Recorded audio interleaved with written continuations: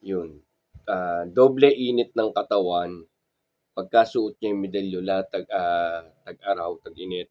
Doble yung init ng katawan niya pag suot niya yung medalyon. O umiinit ba yung katawan ng tao, no? Pag-usapan natin mga kagimatera.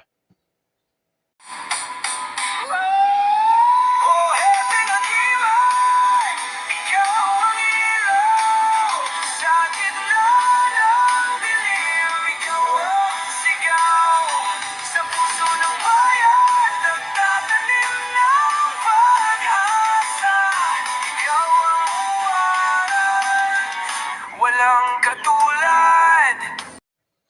Yung mapagpalang araw sa inyong lahat mga kagimat. May katanungan natin kagimat about dito sa medalyon o yung sa medal natin. Mga may nakasabi medal. About sa medal kasi, pag sinuot natin, umiinit yung katawan niya ng almost doble. O ito yung kanyang katanungan. Excuse me po. Lagi sinasabi mga kagimat, yung mga naghahanap na aklat, kay Anthony Islatigo Valderrama kay Rectang PM po. No, huwag po kayo sa akin mag-PM kasi lalo ngayon, napakahirap po ngayon.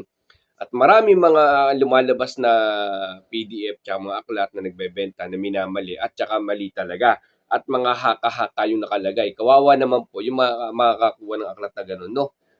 Okay? Tsaka yung mga AI ngayon, no? Yung AI ngayon, marami nang lumabas na mga kulang-kulang ang ginagawa, nagra-round. Kaya doon po tayo sa legit sa kay Anthony Silatico Valderrama. Siya po yung legit na may-ari na Rex Vocal Center. Yung mga kagimato, sapat kasi ng kay kuya, no? Sa medalyon kasi, pag sinuot mo, dodoble init. O to po, pagka buhay po yung gamit natin, umiinit po yan. Nagdodoble yung init ng katawan natin. Kaya napunadin nyo pagka nagme-medal kayo. Umiinit ang katawan natin. Kaya pumapunan nyo, ibig sabihin yun, buhay po yung gamit natin, at saka pumapupunan nyo, malakas ang katawan natin. Hindi tayo sakit pag meron tayong mga medalyon na buhay. No? Siyempre, mas mabisa po yung ikakarga natin sa ating katawan. Mas mabisa po kasi kung ikakarga natin sa katawan natin yung mga oran, dasal ng panalangin, hindi lang po sa medal. Kung mapupunan nyo, mapupunan nyo to sa mga tingor at mga manggagamot. Pag nagkakarga sila sa katawan nila, mapupunan nila, mainit na mainit yung katawan nila. Hindi na mainit ng away, pero yung pag nadampi na ganito, ba't ang init ang katawan mo? Lalo po yan nangyayari po, lalo sa medal po. Medal, nagdodoble lalo init niya pagka may gumagambala sa inyo. Nagwa-warning po kasi yan. Umiinit yung medal natin, pati katawan natin umiinit. Kasi nga, nagbibigay sila ng warning na may mangyayaring masama o hindi maganda sa isang lugar o sa'yo. Nagbibigay po ng warning, lalong umiinit po siya pagka po nagbibigay ng warning. Pero yan, normal po talaga na may init po sa doble, no? Yung mga medal, tsaka may karga sa katawan.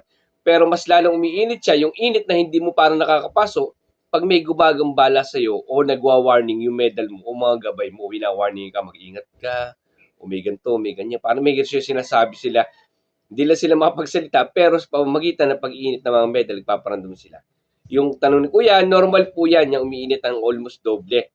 Pero, may init po na, tawag dito, may init na wina-warningan kayo. May init na natural na buhay ang gamit mo at may init na mayroong gumagambala sa iyo o nagwa-warning sa iyo. Okay? Meron po siyang init Yung init ng isa ay init po normal sa katawan na mainit talaga pag may buhay na gamit tsaka mga karga sa katawan, yung mga orasyon, nagbibigay ng warning. Okay? Kaya po yan, yung init po ay magiging normal po sa inyo talaga na naiinit ang katawan ninyo. No, huwag sana init ang ulo. Yung mga kagimat to, lagi siya sabi lagi, kung agis kayo sa aral na, may skip lang kayo. Kung may dagdag naman kaalaman, para madagdagan din kaalaman namin, comment down lang po kayo.